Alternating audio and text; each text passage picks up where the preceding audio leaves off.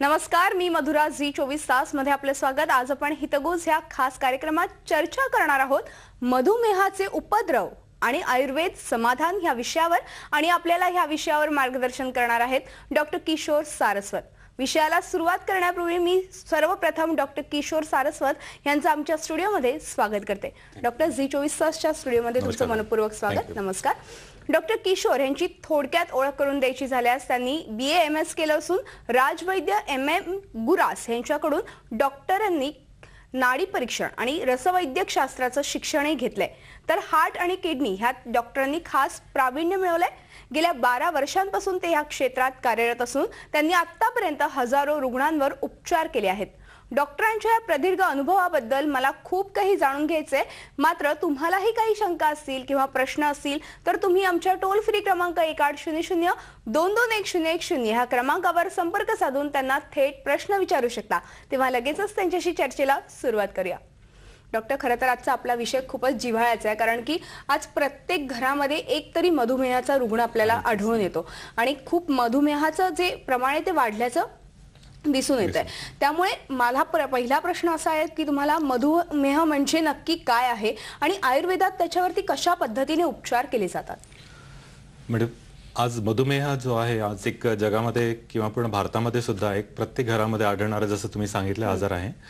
आपण खाल्लेल्या अन्नाचं जो विघटन आहे ते ग्लुकोज मध्ये होतो आणि हे ग्लुकोज जो आहे रक्ताच्या माध्यमातून कोशिकांपर्यंत किंवा सेल पर्यंत जातं आणि त्याला त्या सेलला युटिलाइज करण्यासाठी इन्सुलिन या पाचक द्रव्याची मदत मिळते। आणि जेव्हा इन्सुलिन कमी पडतो किंवा अजिबातच निर्माण होत नाही तर सेल या ग्लुकोजचा आपल्या ऊर्जेसाठी आणि वृद्धीसाठी वापर नाही करू शकत आणि रक्तामध्ये ग्लुकोजचं प्रमाण वाढतं आणि याच अवस्थेला आपण डायबिटीज म्हणतो। आणि आयुर्वेदामध्ये याचं दृष्टिकोन थोडंसं वेगळं केलेलं आहे। जेव्हा आपण आहारविहारामध्ये पथ्य सांभाळत नाही किंवा फार जास्त गरिष्ठ अन्न किंवा कुजलेले अन्न जास्त खातो आपण किंवा फार आळशी जीवन पद्धती आपल्या शरीरामध्ये आयुष्यात येते, त्यावेळेला आपल्या शरीरामध्ये कफ आणि क्लेद धातू जो आहे हा जास्त प्रमाणात वाढतो आणि या वाढल्यामुळे शरीरामधून अति प्रमाणात दुर्गंधयुक्त घाम निघणे आणि अति प्रमाणात आणि अधिक वेळेला तुम्हाला अस्वच्छ लघवी होणे हा लक्षण दिसून येतो। त्यालाच आयुर्वेदिक मध्ये प्रमेह म्हटलेलं आहे। याला आपण एक प्री डायबिटिक स्टेज किंवा डायबिटिक इन्सिपिडस म्हणू आपण।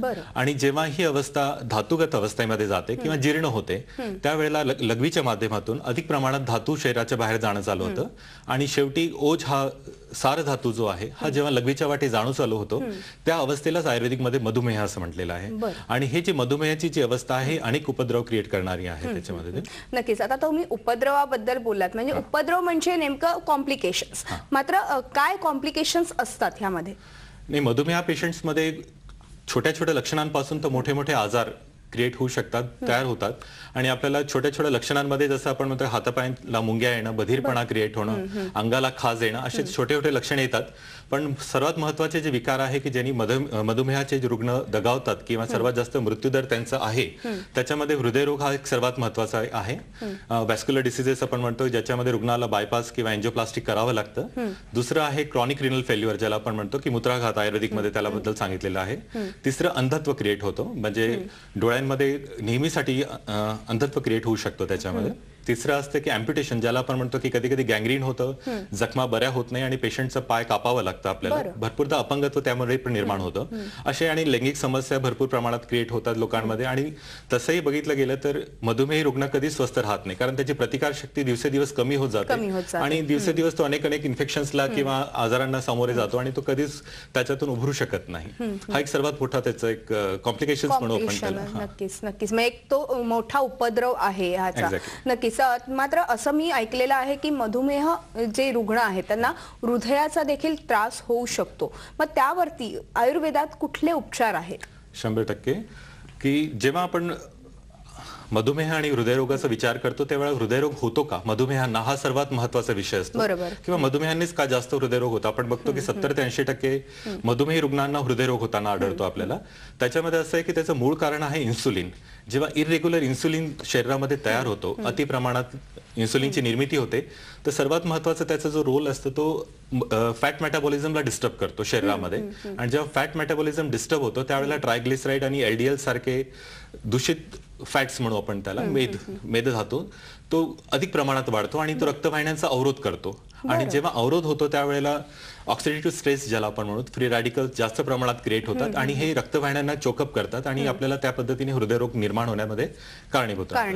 नक्कीच, म्हणजे हृदयरोग तर मधुमेहामुळे होण्याची शक्यता दाट असते. नक्कीच. तसंच मूत्राशयातलं जे काही विकार आहेत ते देखील मधुमेहामुळे उद्भवू शकतात. 100%. जेव्हा आपण मधुमेह जास्त दिवस शरीरामध्ये राहतो त्यावेळेला अधिक प्रमाणात क्लेद निर्मिती ज्याला आपण म्हणतो की क्लेद होतो, तयार होतो आणि ते जेव्हा शरीराच्या बाहेर काढण्याची क्रिया लघवीच्या माध्यमातून किंवा किडनीच्या माध्यमातून होत राहते त्यावेळेला शरीरामध्ये अतिरिक्त ताण पडतो किडनीवरती आणि त्याच्याने नेफ्रॉन्स जे फिल्टर्स असतात किडनीचे तेच खराब होतात आणि त्या कारणाने रक्तामध्ये जे आपण म्हणतो की क्रिएटिनिन आणि युरियाचं लेवल वाढतं, तुमचे इलेक्ट्रोलाइट इम्बॅलन्सेस जास्त क्रिएट होतात आणि त्यामुळे लघवीचं प्रमाण कमी कमी होत जातो. नॉर्मली आपण 40 ml पेक्षाही म्हणजे 400 ml पेक्षाही कमी होतो आणि रक्तामध्ये लघवीमध्ये रक्त जाणं किंवा असे जे काही कमी प्रमाणात लघवी होणं, जळजळ होणं अशी लक्षणं आपल्याला दिसायला लागतात. हे सर्व क्रॉनिक रिनल फेल्युअरची लक्षणं आपल्याला दिसतात. त्याच्यामध्ये सर्वात महत्त्वाचं अजून एक लक्षण येतो की बीपी वाढत जातं पेशंटचं आणि त्यामुळे अजून हृदयाकडे जे आपण म्हणतो की आजाराचं प्रमाण वाढतं. हृदयरोग वाढण्याचं हेही देखील कारण असू शकतं. एकमेकांना कोरिलेटेड आहे दोघे. मात्र आता आपण मूत्राशयाच्या विकारांबद्दल बोललो, मात्र ह्यावरती आयुर्वेदात प्रतिबंधात्मक काही उपाय आहेत का? फार चांगलं. म्हणजे आयुर्वेदामध्ये आपण दृष्टिकोन बघतो, आपण आयुर्वेदाकडे काय आपलं समजतो की हा ऍडव्हान्स सायन्स नाही आहे, पण मला एक सांगायचं आहे की आयुर्वेद ही सर्व चिकित्सा पद्धतीची जननी आहे. आपण मदर ऑफ ऑल ट्रीटमेंट्स किंवा आपण म्हणू की पॅथीज म्हणू आपण त्याला. आणि याच्यामध्ये असं काहीच नाही की ज्याच्यात क्युअर नाही, फक्त समजण्याची गरज आहे आणि त्याला आजच्या आजारांच्या स्वरूपात त्याला विश्लेषण करता यायला पाहिजे, हे फार महत्वाचं आहे. आयुर्वेदामध्ये जेव्हा आपण अग्नीचा विचार करतो की जेव्हा इन्सुलिन हा म्हणतो तर हे पाचक द्रव्य आहे आणि आयुर्वेदिक मध्ये याच्यावरती अग्नी तत्व हा जो सांगितलेला आहे, जठराग्नी आणि धात्वाग्नीचं जे कन्सेप्ट सांगितलेलं आहे तो याच बेसवरती आहे. आणि आमच्या क्लिनिकला आम्ही जे ट्रीटमेंट करतो त्याच्यामध्ये जठराग्नी आणि धात्वाग्नी वाढवणारी चिकित्सा करतो, जेणेकरून इन्सुलिनचं रेग्युलेशन होण्यामध्ये मदत मिळते आणि जे फॅट्स क्रिएट होतात चांगल्या पद्धतीने फॅट्स बनत नाही किंवा मेदधातू तयार होत नाही, ते व्यवस्थित तयार होतो आणि हळूहळू जे दूषित मेद आहे तो पचित होतो आणि रक्तवाहिन्या मोकळ्या होतात आणि जेणेकरून हृदयाकडे रक्तपुरवठा व्यवस्थित होतो.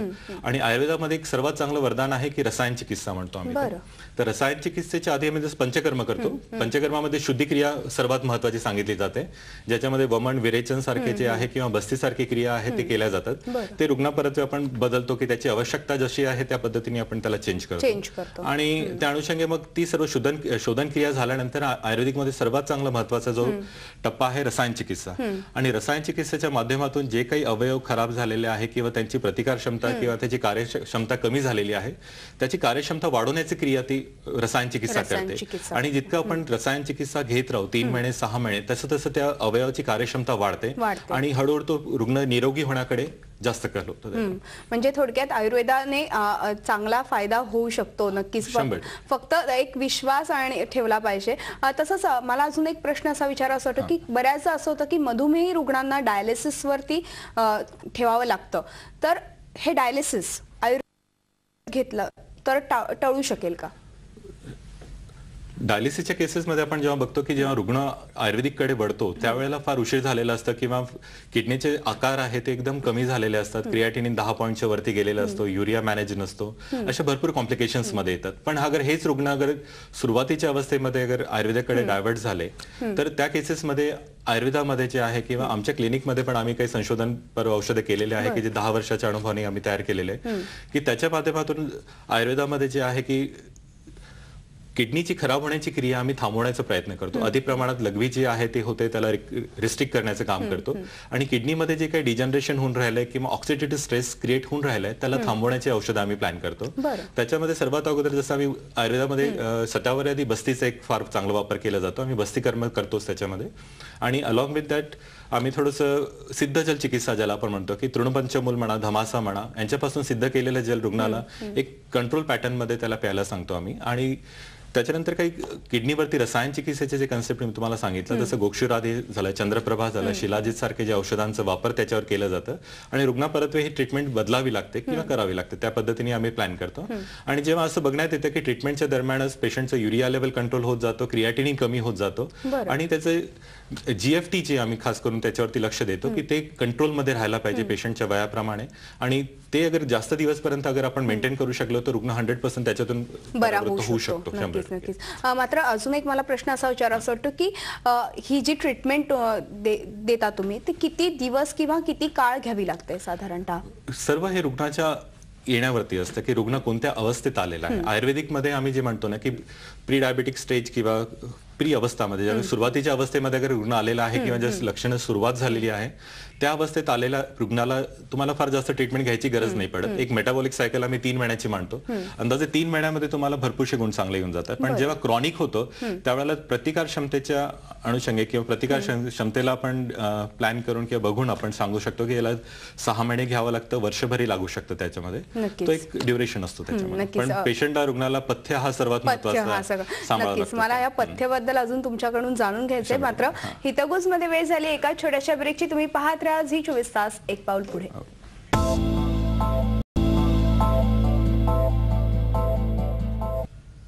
हितगुज मध्ये आपलं पुन्हा एकदा स्वागत. आज आपण चर्चा करतोय मधुमेहाचे उपद्रव आणि आयुर्वेद उपचार किंवा समाधान ह्या विषयावर, आणि आपल्याला मार्गदर्शन करताय डॉक्टर किशोर सारस्वत. आपण पुन्हा एकदा त्यांच्याशी चर्चेला सुरुवात करूया. डॉक्टर, मगाशी ब्रेकवर जाण्यापूर्वी तुम्ही पथ्याबद्दल बोलत होता. मात्र मधुमेह जे रुग्ण आहेत त्यांनी कुठल्या पद्धतीचा आहार विहार घ्यावा? सर्वात महत्वाचं आहे की मधुमेह होतो का, आणि कोणालाही होऊ शकतो तसं, पण त्यातल्या त्यात ज्या लोकांना अनियमितता आहे आयुष्यामध्ये, की जे जेवणाचे नियम पाळत नाही, आयुर्वेदिकमध्ये ज्याला आम्ही दिनचर्या आणि ऋतुचर्या म्हणतो, त्यांचं पालन जे करत नाही किंवा व्यवस्थित झोप होत नाही किंवा रात्री उशिरा जागरण करावं लागतं, सकाळी फार उशिरा उठतात, दुपारी जेवल्यानंतर झोपायची सवय असते, जेवणाची वेळ नसते, खास करून की कोणत्या काळात जेवायला पाहिजे अगर हे माहिती नसतं, तर या सर्व कारणांमुळे अजीर्ण अवस्था जास्त क्रिएट होते. आणि अजीर्ण हे मधुमेहाचे माझ्या हिशोबाने ही पहिली पायरी असते. आणि त्यातल्या त्यात जेव्हा आपण अतिप्रमाणात हाय कॅलरीज फूड खातो किंवा आंबवलेले पदार्थ, फ्रीजचे पदार्थ, मायक्रोवेव्ह प्रोसेस फूड ज्याला आपण म्हणतो ते जास्त खाण्यात येतं, किंवा अतिप्रमाणात प्राणी किंवा द्रवयुक्त पदार्थ आपण शरीरामध्ये घेतो, त्यामुळे अजून शरीरामध्ये क्लेद निर्मिती होत राहते. आणि त्यावेळेला आपण जेव्हा प्री डायबेटिक स्टेज ज्याला मी सांगितलं प्रमेह, त्यावेळेला ही अवस्था क्रिएट होते. तर ह्या गोष्टींना पहिले तर निर्बंध असायला पाहिजे की या गोष्टी तुम्ही पहिले थांबवा आणि थोडंसं एक रुटीन लाईफस्टाईल जी आहे तुमची, की दिनचर्या ऋतुचर्या तुम्ही पाळा पहिले. आणि त्याच्यानंतर मग आहाराकडे आपण जेव्हा विचार करतो, तर सुरुवातीच्या अवस्थेमध्ये जेव्हा प्री डायबेटिक स्टेज अगर आपण जेव्हा आपण म्हणतो, तर त्या अवस्थेमध्ये थोडंसं वृक्षांनाचा वापर करणं चालू करावं. पाण्याचं प्रमाण एकदम कमी ठेवायचं, म्हणजे मोजून पाणी प्या, 2-2.5 लिटरच्या वरती पाणी जायला नको, आणि थोडं सिप बाय सिप प्या, म्हणजे एकदम घटघट पाणी प्यायची गरज नाही. आणि जेवणामध्ये पण जे आहे की वृक्षांनाचा वापर करा, की जसं गहू, ज्वारी, बाजरी आणि जव सारखे जे पदार्थ आहेत, चणा आहे, त्याला भाजून त्याचं पीठ अगर आपण वापरतोय जेवणामध्ये तर फार चांगलं. जांभूळ सारखे फळ आहे, कवठाची चटणी आहे, मेथी दाणा आहे, यांचा वापर अगर आपण जेवणामध्ये करत राहिलो तर फार चांगल्या पद्धतीने. आणि खास करून आंबवलेले पदार्थ, फ्रीजचे पदार्थ, आपण साठवलेले पदार्थ बिलकुल टाळायला पाहिजे. आणि त्यामुळे आपल्याला जे पचेल, सर्वात अगोदर अन्नाचा विचार करताना तो विचार करावा की हे आपल्याला पचेल का. अगर ते पचणारं नसेल, फक्त आवडतं म्हणून आपण खायचं, हा कन्सेप्ट नको. आणि षड्रस आहारामध्ये असायलाच पाहिजे, की फक्त एकच मला भाजी आवडते किंवा एकच पदार्थ मला आवडतो आणि भरपूर खायचं, ही टेंडन्सी टाळायला पाहिजे.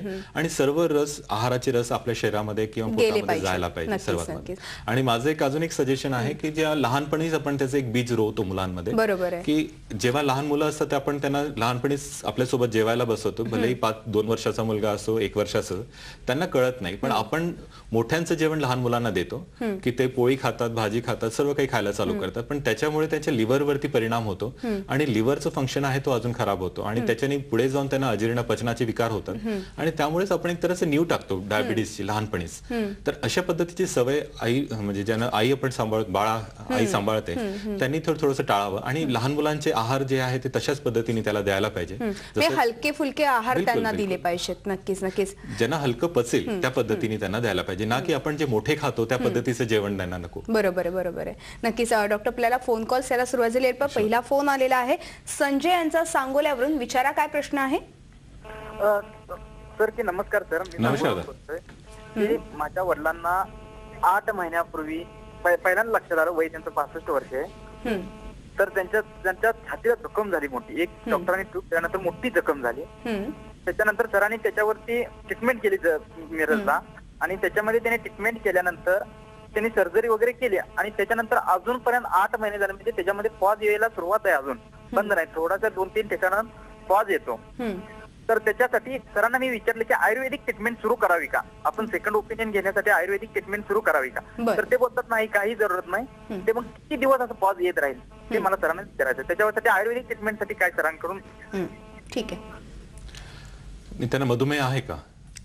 ते काय त्यांनी सांगितलेलं नाहीये खरं तर. ठीक आहे, काही प्रॉब्लेम नाही त्याच्यामध्ये. पण अशा अवस्थेमध्ये जसं आयुर्वेदिकमध्ये जे सांगितलेले आम्ही करतो पण उपचार याच्यामध्ये, तर सर्वात अगोदर जे आहे की ते जखमेचं धावण व्हायला पाहिजे व्यवस्थित. तर कडुनिंबाचं जे आहे, कडुनिंबाची साल आणि आयुर्वेदिकमध्ये एक पंचवल्कल म्हणून एक औषधाचं कॉम्बिनेशन येतं.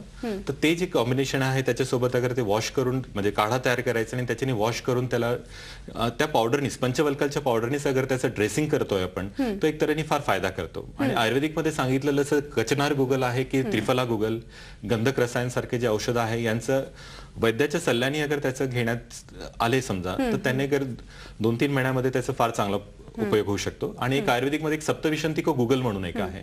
तर वैद्यांना तुमच्या सल्ल्याने ते चालू करून बघा, तर फार चांगला इफेक्ट येईल. आणि 15 ते 20 दिवसामध्ये पेशंटमध्ये पस येण्याची जी क्रिया आहे ती थांबण्यामध्ये 100% फायदा होतो. नक्कीच. तसंच मला अजून एक प्रश्न विचारायचा वाटतं की जेव्हा मधुमेह जो रुग्ण असतो त्याचं सेन्सेशन कुठेतरी कमी झालेलं असतं, म्हणजे तळवे बेसिकली, तर मग अशा वेळेस आयुर्वेदात कुठल्या पद्धतीचे उपचार केले तर त्यांचं जे सेन्सेशन पुन्हा येऊ शकतं? याला आपण न्यूरोपॅथी म्हणतो. खास करून जेव्हा पोषण कमी होत जातो आणि जेव्हा आपण म्हणतो की नसांना सूज येत राहते, त्या अवस्थेमध्ये पर्टिक्युलर हा प्रॉब्लेम्स क्रिएट होतो आणि बधिरपणा क्रिएट होणं चालू होऊन जातं. बरोबर. तर आयुर्वेदिकमध्ये जसं आपण म्हणू की मी माझ्या रुग्णांमध्ये जेव्हा वापरतो त्यावेळेला वसंत कुसुमाकर रस हा एक फार चांगला कल्प आम्ही यूज करतो. ताप्त्यादी लोह सारखं जे रौप्य कल्प आहे त्यांचा वापर करतो. आणि कुचला सारखे जे विषतिंदुकादी वटी सारखं कुचला कल्प की जे न्यूरोटॉनिक्स यांचा वापर करतो. आणि अलॉंग विथ दॅट आम्ही थोडंसं न्यूट्रास्युटिकल्स मध्ये जे आपण म्हणतो की B12 म्हणजे मिथाइल कोबालामाइनचं जे कॉम्बिनेशन आहे ते पण आम्ही पेशंटला घ्यायला सांगतो की ते घेतलं की त्याच्याने थोडंसं न्यूरो हेल्थ इम्प्रूव्ह होण्यामध्ये भरपूर मदत मिळते. आणि आयुर्वेदिकमध्ये जितकेही मेध्यकल्प सांगितलेले आहेत ते सर्व या औषध म्हणजे या आजारावरती किंवा या लक्षणांवरती फायदा करतात. तसंच तुमच्या जे संगमनेर, पुणे आणि अमरावतीला जे काही सेंटर्स आहेत तर तिथे हे सगळे चालतात, उपचार होतात. नक्कीच. आपल्याला पुन्हा एक फोन आलेला, आपण तो फोन घेऊया. महेश बोलतायत नाशिकवरून, विचारा काय प्रश्न आहे. हॅलो. हा नमस्कार मॅडम. सर माझं वय 26 आहे. मला रोज ऍसिडिटी होते मॅडम, अजीर्ण होतं जेवण जिरत नाही. ते मधुमेहाचे लक्षण असू शकतं का? बरं, नक्कीच. डॉक्टर, आपण ह्यांच्या प्रश्नाचं उत्तर देऊया. मात्र हितगुज मध्ये पुन्हा वेळ झाली एका छोट्याशा ब्रेकची. तुम्ही पाहत राहा झी 24 तास, एक पाऊल पुढे.